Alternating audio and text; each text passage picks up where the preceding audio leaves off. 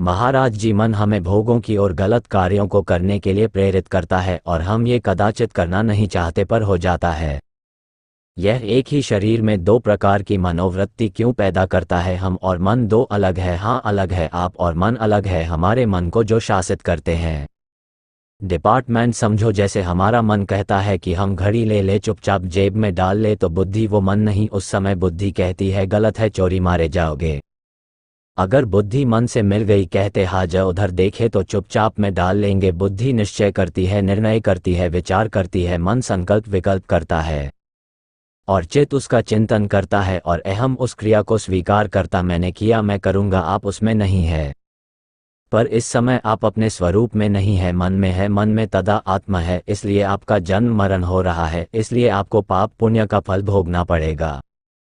तो जो हमारा मन विषयों की तरफ जा रहा है वो तुम्हारा ही नहीं जा रहा, सबका जा रहा है। जो आप कहते हो हम नहीं चाहते, गलत बात। हम जो नहीं चाहते हो कभी नहीं करते। हमारे अंदर जिसमें सुख भोग की, जैसे हम एक लाइन में पढ़ा, शराब पीना महापाप है, कभी जिंदगी में ना पिया, ना कोई पिला सकता है, कोई पिला भी नहीं सकता, मार डालो फिर भी ऐसा नहीं होगा, क्योंकि हमें हमारी चाहत नहीं है। जो अंदर अग उसकी चाहत है।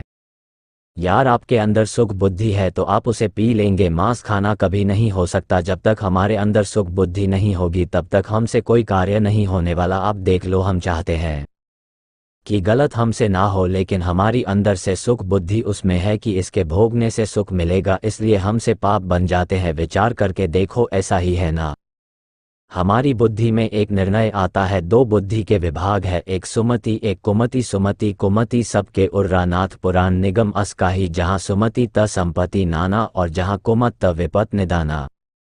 जहाँ हमारी बुद्धि में सुमति है वह निर्णय करेगी सही, और जहाँ कुमति है वह गलत निर्णय करेगी। गलत निर्णय वाली बुद्धि मन के साथ मिल गई तो हमारे ना चाहते हुए भी गलत हो जाएगा।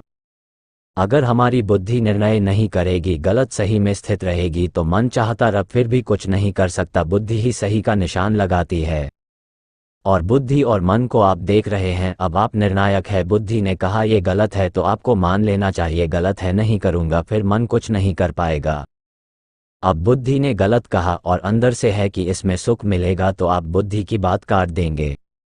आप वो क्रिया कर बैठेंगे जो हम लोग कहते हैं कि हम चाहते नहीं, फिर भी गलत हो जाता है। ऐसी बात नहीं है, हमारी अंदर सुख भोगने की चाहत है, तभी हमसे गलत होता है। नहीं, जिन बातों को हम नहीं चाहते वो बातें हमारे जीवन में कभी नहीं हो सकती, कभी नहीं हो सकती। समझ पा रहे हो?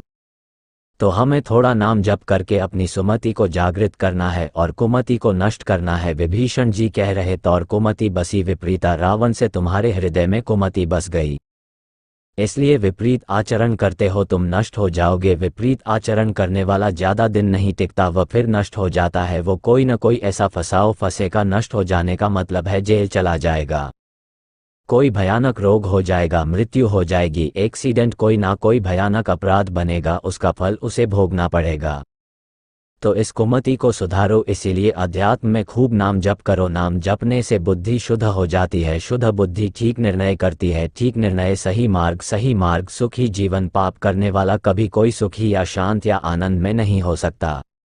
बच्चा सब दुखी, क्लेश, अशांति को प्राप्त होते हैं, और कुछ लोग तो समझ ही नहीं पा रहे कि हमसे पाप हो रहा है, बस चले जा रहे हैं, क्रियाएं होती चली जा रही, पापम या पुण्यम, उनको मतलब नहीं कि पाप हो रहा है या पुण्य हो रहा है। समझ पा रहे? आप नाम जप करो, नाम से बुद्धि शुद्ध हो जाती। शुद्ध बुद्धि ठीक निर्णय करती है, ठीक निर्णय करने वाला सही मार्ग पर चलता है, सही मार्ग वाला ही सुखी, संतोषी और शांत पुरुष होता है।